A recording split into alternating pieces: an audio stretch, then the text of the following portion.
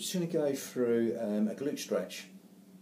It gets the glute muscles there, glute max and glute medius, but also gets a lovely muscle which is a lot to do with the sciatic nerve. Again, this one has been a lifesaver for me through doing sort of a lot of heavy sports into my 40s still. At the age of sort of, I think it was 18, 19, I had lots of sciatic pain, but this was a lifesaver. And again, I tend to do this every day. Either day, if I don't do it, I start feeling it a little bit. So it really does. It's a really good maintenance one. I can really recommend it. But it's like a little sort of triangle muscle, and it's pretty much near the old sciatic nerve, right on the back there. Again, you don't have to know that. Again, we're going to get that muscle. So the best way to think of this one is here, beach sitting pose. Just so when you swap over, you don't get the same leg, because the legs are in a bit of a mishmash. I've done it before when I'm teaching, end up doing the same leg and I'm stretching the same leg. I think, hang on a minute. So a good little way I find is just this position, call it beach sitting pose, whatever you like, here.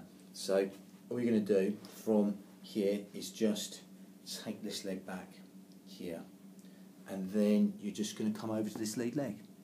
Okay.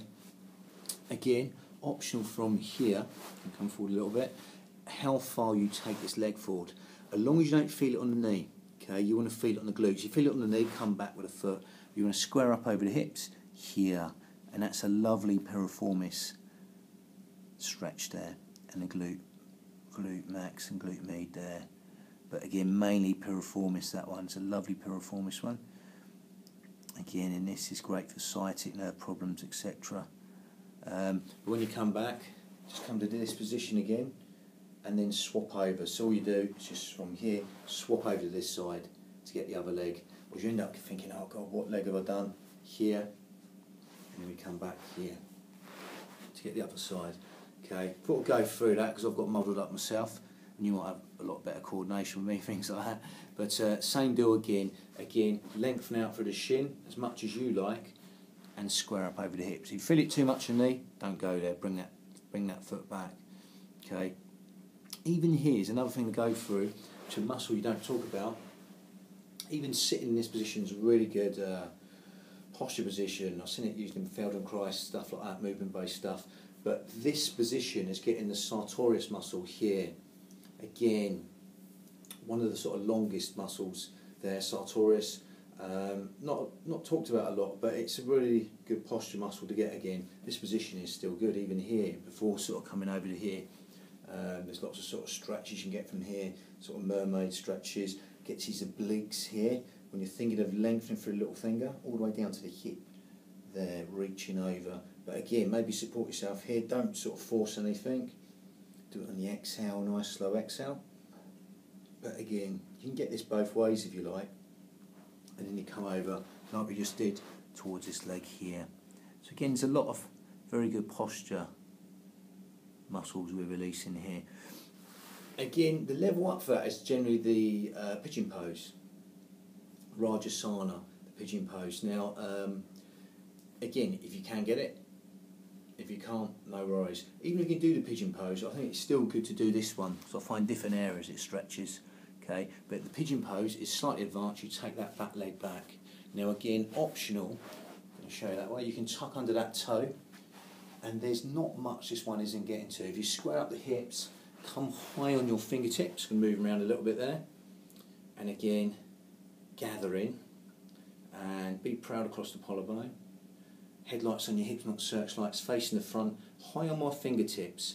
Okay, that gets me high in the stance. So gravity does its work, especially when I'm sort of exhaling.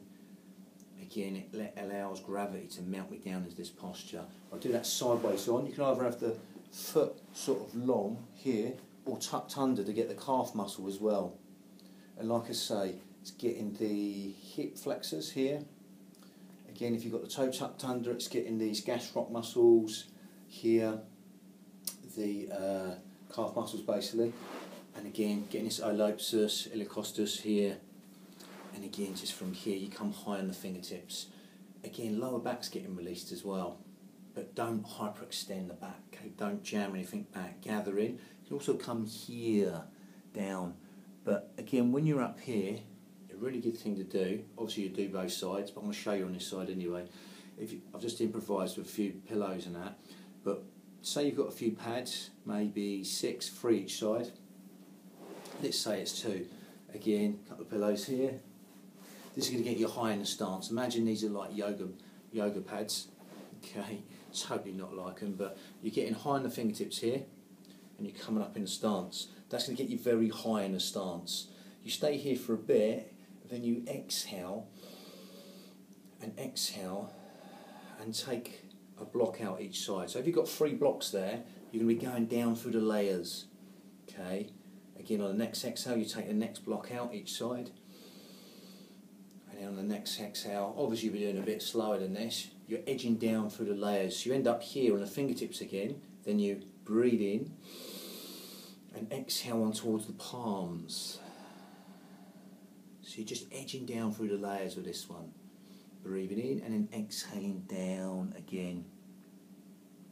There's lots of Dao Yin stuff you can do from this position, but I'll go into that in another video. Spinal awareness stuff from here, but I'll do that in another video.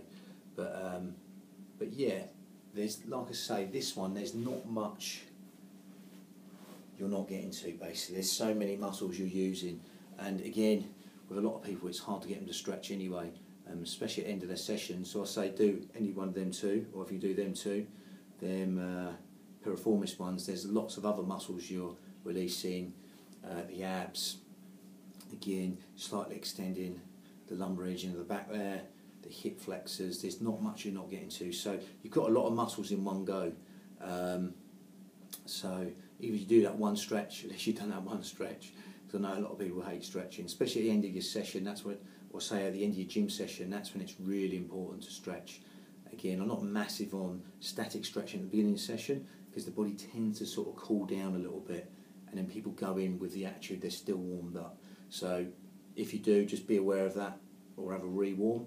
But again, it's hard enough to get anyone to warm up once, let alone twice. But if you do go back in, just go back in and be aware of that, so you're not just going straight back in. Because when you're static stretching, say you do a warm-up for 10 minutes and you static stretch, then the body's cooling down. If you stretch for about 5 minutes, the body's cold again, so you've got to re-warm.